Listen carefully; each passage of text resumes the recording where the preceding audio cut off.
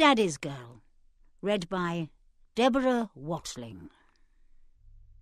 Daughter of Jack has been used so often in the press whenever I am discussed. I don't mind one bit, because my father was a great actor of stage and screen. During his career, he made more than 50 movies, including timeless war classics such as We Dive at Dawn, The Way Ahead, Sink the Bismarck. The list is endless. But he didn't actually envisage becoming an actor. These days, nearly everyone wants to be famous for something. But Dad was born in Walthamstow and raised in Chingford, and only developed theatrical aspirations after a trip to Stratford to see a Shakespearean production. He'd previously seen Laurence Olivier play Hamlet at London's Old Vic, and had been more impressed by the buskers outside, but now suddenly felt a calling to the acting world.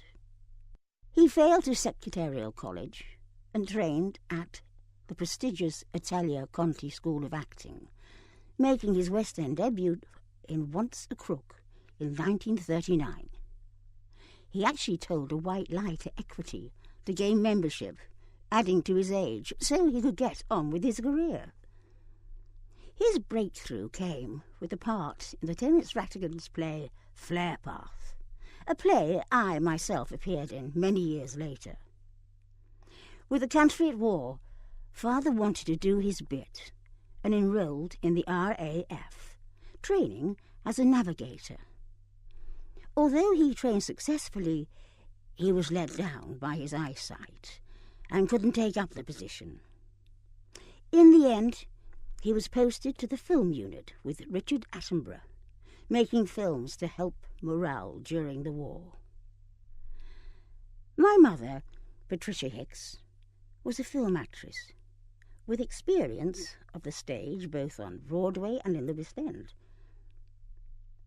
She married before the war, but sadly her husband was killed in an accident, leaving her widowed with a daughter, Dilys. Dilys is in fact my half-sister. Daddy adopted her, but I have never thought of her as a stepsister. She's my big sister. It wasn't long after the war that Mother and Father met, as they were both acting in different plays in London at the time. It was George Cole who spotted her first, rather excitedly saying to Father, "You've got to come and see this bit of crumping in the park." Mother was playing Hermia in an open-air production of A Midsummer's Night's Dream at Regent's Park, whilst Daddy was in The Winslow Boy at the Lyric Theatre. He was the debonair young matinee idol and set about wooing my mother immediately. He succeeded, despite the attempts of one unscrupulous friend who told Mummy not to bother with him because he's gay. Father happily disproved this when he gave her a lift home one evening, staged a breakdown in Epping Forest, and pounced. Family legend goes that I was conceived in the No. 2 dressing room, proof, if anyone needed, that my origins are firmly theatrical. I was already on my way when Mummy and Daddy got married in the summer of 1947, which meant that they actually had to tell people that I was premature when I made my debut in January the following year. Such was the stigma attached to sex before marriage. They even had to pretend to their families. I was born in Queen Charlotte's Hospital in London, which was a very grand place. Everybody wanted to have their baby there in those days. Mother found it somewhat grim, however, and said that the nurses, they were so strict and foreboding that she didn't want to speak to them at all. I just sort of popped out whilst they weren't around. Father always maintained that Mother was better at acting than he was, and joked at how he thought that, once he married her, he'd be able to retire and live off her roles. Mummy shattered this illusion early on by confidently stating, "Here's my daughter, here's my mother, we're all moving, and I'm going to quit the business." She didn't straight away, but did not long before I was born. She was appearing on Broadway in arsenic and old lace, and started to get pernicious sickness. She couldn't even hold down water, and the stage started to spin around her.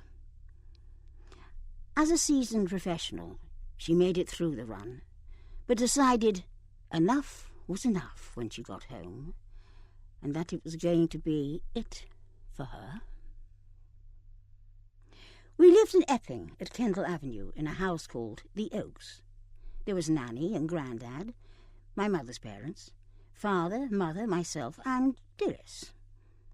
We had various lodgers too, who would come and stop for a while to supplement the income and help pay the mortgage. Father was always travelling back and forth into London to play in the West End, and Mother would often accompany him, so Nanny took charge of a great deal of day-to-day things, and bringing up his children. Nanny was a great organiser. She was also always there for us. Not that Mother and Father weren't. Father's career was thriving, and Mother was usually on hand to offer support whilst he was away on tour or filming. So Nanny was a very solid constant in my life. Nanny was a wonderful, quirky character. The girls at school used to come and love having tea because they liked Mum's salad with vinaigrette dressing. And so we had somebody around nearly every day. One day, Nanny exclaimed, "Why don't you go to your own houses? Why do you come here? Why don't you take Debs round to your homes?" "How dare you say that to my friends?" I stormed. "They're costing us a fortune," she fumed. "Why do you come here?" "We like the house, and we like being here, and we like you," they replied.